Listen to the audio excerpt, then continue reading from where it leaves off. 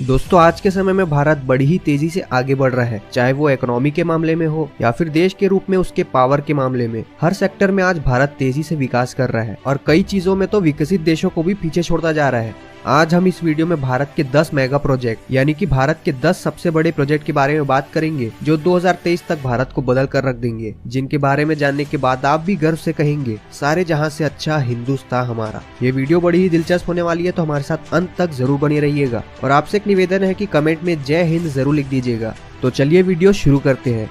भारत माला project. दोस्तों ये परियोजना देश का ऐसा रूप बदल देगी कि देश में दूर से ही विकास दिखाई देगा। इस पर 2018 से ही काम चल रहा है। ये परियोजना राष्ट्रीय राजमार्ग के विकास के लिए बनाई जा रही है। इस परियोजना में बंदरगाहों, सड़क और राष्ट्रीय गलियारों को बहुत ज्यादा बेहतर बनाना शामिल है। इसका उद्देश्य कनेक्टिविटी को बढ़ावा देना है। इसमें 83,677 किलोमीटर सड़कें बनाने का लक्ष्य रखा गया है। इस प्रोजेक्ट से इकोनॉमिक कॉरिडोर, बॉर्डर एरिया और रिमोट एरिया जोड़ने का काम होगा, जिससे भारत के एक्सपोर्ट को मदद मिलेगी। साथ ही इस प्रोजेक्ट में होने वाले डेवलपमेंट से मजदूरों को रोजगार मिलेगा। इस योजना के पूरे होने के बाद करीब 22 मिलियन रोजगार पैदा होने की संभावना है। Bullet train.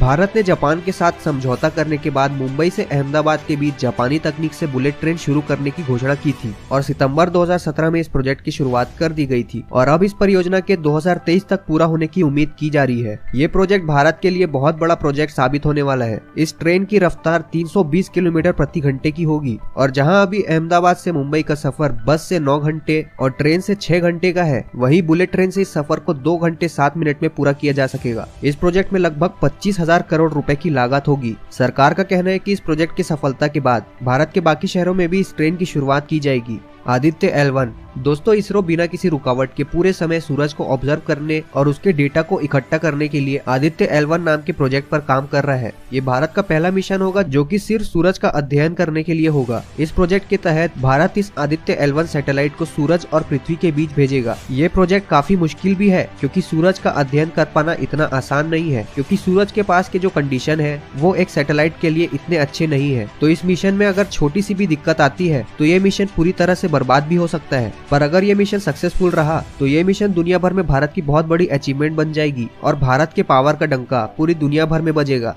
World's longest electric highway.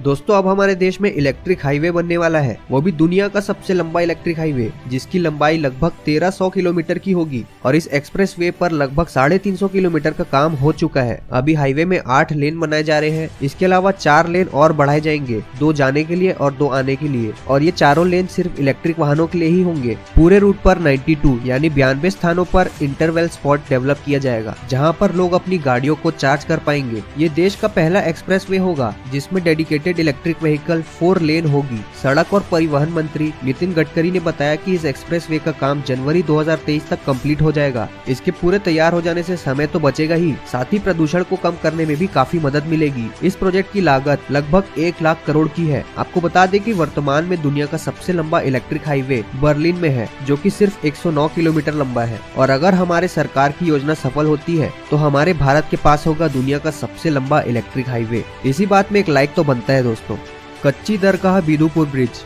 ये ब्रिज आने वाले समय में बिहार में एक पहचान के रूप में उभरेगा। ये ब्रिज बनने के बाद भारत का दूसरा सबसे बड़ा वाटर ब्रिज होगा, जो कि 9.76 किलोमीटर लंबा होगा। इस ब्रिज के बनने की शुरुआत साल 2015 में हुई थी, जिसके पूरे होने का अनुमान 2023 तक लगाया जा रहा है। ये ब्रिज पटना की कच्ची दरगाह से बिदुपुर तक जाएगा। इसके बन जाने के बाद महात्मा गांधी सेतु का लोड करीब आधा हो जाएगा। पटना से बिदुपुर जाने के लिए अभी एकमात्र महात्मा गांधी सेतु पुल ही है। ये पुल अंग्रेजों के द्वारा बनवाया गया था और इस समय इस पुल की हालत काफी खस्ता हो चुकी है, जिसकी वजह से यहाँ घंटों जाम लगता है। साथ ही आए दिन सड़क दुर्घटनाएं भी होती रहती है। कच्ची दरगाह बिदुपुर ब्रिज बनाने की लागत करीब 3,115 करोड़ रुपए की बताई जा रही है।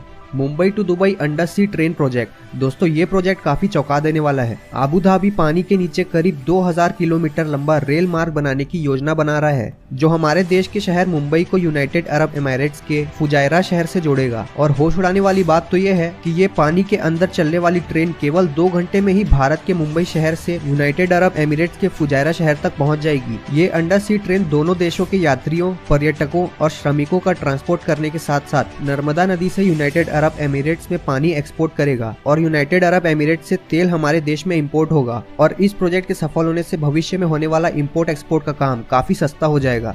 River interlinking project. दोस्तों भारत में आज भी कई ऐसे राज्य हैं जिनको हर साल बाढ़ का सामना करना पड़ता है और वही कुछ राज्य ऐसे हैं जहां हर साल सूखा पड़ता है। साल 1999 में उस समय के पीएम अटल बिहारी वाजपेयी ने इस परेशानी को देखा और इससे निपटने के लिए उन्होंने इस योजना की शुरुआत की। पर जब तक इस योजना पर काम हो पाता तब तक सरकार ही बदल गई, जिसके बाद इस योजना को रोक दिया गया था। अब करीब 20 साल बाद बीजेपी की सरकार में इस प्रोजेक्ट को दोबारा शुरू किया गया। ये एक सिविल इंजीनियरिंग योजना है जिसका उद्देश्य भारतीय नदियों को जलाशयों और नहरों के माध्यम से आपस में जोड़ना है, जिसकी मदद से किसानों को खेती के लिए मानसून के सहारे नहीं रहना पड़ेगा। साथ ही बाढ़ और सूखे के समय पानी की मांग और कमी को पूरा किया जा सकेगा। इस योजना के तहत भारत की 60 नदियों को आपस में जोड़ा जाएगा, जिसमें से एक गंगा नदी भी है और इस योजना को 3 हिस्सों में बांटा गया है। Redevelopment of central Vista.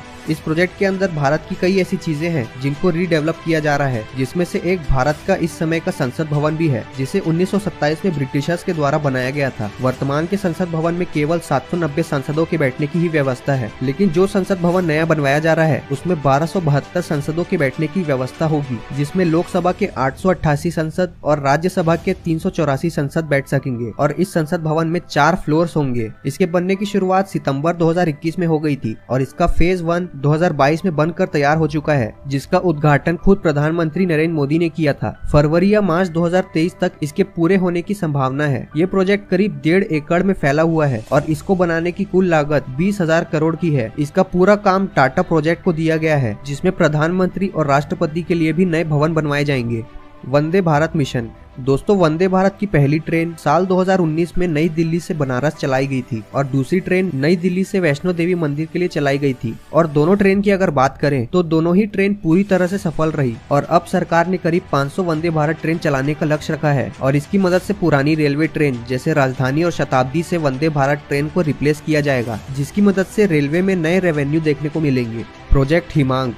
दोस्तों इस प्रोजेक्ट को आप आज तक का सबसे बेस्ट प्रोजेक्ट कह सकते हैं, वो भी भारत ही नहीं पूरी दुनिया का सबसे बेस्ट प्रोजेक्ट। इसे बॉर्डर रोड ऑर्गेनाइजेशन ने 1985 में शुरू किया था। अब आप सोच रहे होंगे कि इसमें इतना टाइम क्यों लग रहा है, तो आपको बता दें कि ये दुनिया की सबसे पहली मोटर रोड है जो कि ग्लेशियरों में बनाई जा रही है। ये सड़क पूर्वी लद्दाख में सासोमा से सासियर तक बनवाई जा रही है और इस जगह की ऊंचाई 17,800 फीट है। ऐसी बर्फीली जगहों में ठंड के अलावा हिमस्खलन यानी एवेलांच का खतरा हमेशा बना रहता है। मौसम की वजह से इस प्रोजेक्ट को पूरा कर पाना काफी मुश्किल रहा, लेकिन भारत के लिए कुछ भी नामुमकिन नहीं है। इसके पूरे होने की संभावना 2023 तक की जा रही है। तो दोस्तों हमें बताइएगा आपको इनमें से कौन सा प्रोजेक्ट सबसे बेहतरीन लगा और कौन से प्रोजेक्ट के पूरे होने से आपके जीवन में भी बदलाव आ सकता है। अगर आपको भारत को बदलते देख और आगे बढ़ते देख गर्व महसूस हुआ तो इस वीडियो को ज्यादा से ज्यादा लाइक करें और अपने दोस्तों के साथ शेयर करें। ऐसे ही दिलचस्प जानकारियों के लिए हमारे चैनल को सब्सक्राइब करने के साथ साथ नोटिफिकेशन बेल को भी ऑन कर ले। तो मिलते हैं अगले वीडियो में एक नई कीमती जानकारी के साथ। जय हिंद, जय भारत।